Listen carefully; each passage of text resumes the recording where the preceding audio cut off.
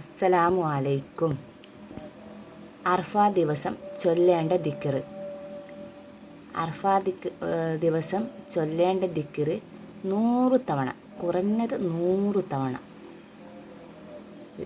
ലാ ഇലാഹ ഇല്ലല്ലാഹു വഹ്ദഹു ലാ ശരീക ലഹു ലഹുൽ മുൽക്കു വലഹുൽ ഹംദു യുഹ്യി വയുമീതു വഹുവൽ ഹയ്യു ലാ യമൂതു ബിയദിഹിൽ ഹൈറു വഹുവ അലാ കുല്ലി ഷൈഇൻ ഖദീർ. പിന്നെ സൂറത്തുൽ ഇഖ്ലാസ് 100 തവണ ഓതുക, കുറഞ്ഞത് 100 തവണ ഓതുക.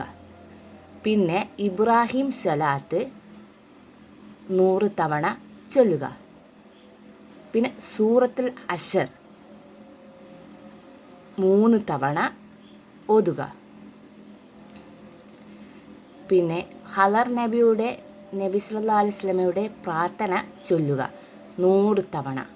ആ പ്രാർത്ഥന എന്നാ ബിസ്മില്ലാഹി മാഷാ അല്ലാഹു ലാ ഖുവത ഇല്ലാ ബില്ലാ മാഷാ അല്ലാഹു കുല്ലു നിഅമതൻ മിനല്ലാഹ് മാഷാ അല്ലാഹുൽ ഖൈറു കുല്ലുഹു ബിയദിഹില്ലാ മാഷാ അല്ലാഹു ലാ യസിഫു സൂഅ ഇല്ലല്ലാഹ്.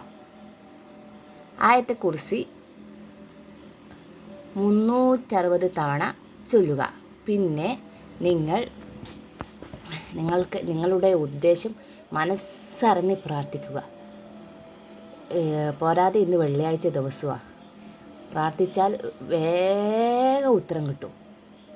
അള്ളാൻ്റെ മുന്നിൽ കരഞ്ഞ് പ്രാർത്ഥിച്ചാൽ ഇന്നത്തെ നോമ്പ് എടുത്ത് നിങ്ങൾ അള്ളാഹിനോട് ഇരുന്ന് പ്രാർത്ഥിച്ചാൽ എന്തായാലും ഫലിക്കും, ഉറപ്പായും ഫലിക്കും. ആ പ്രാർത്ഥനയിൽ എന്നെയും എൻ്റെ കുടുംബത്തെയും ഉൾപ്പെടുത്താൻ മറക്കല്ലേ.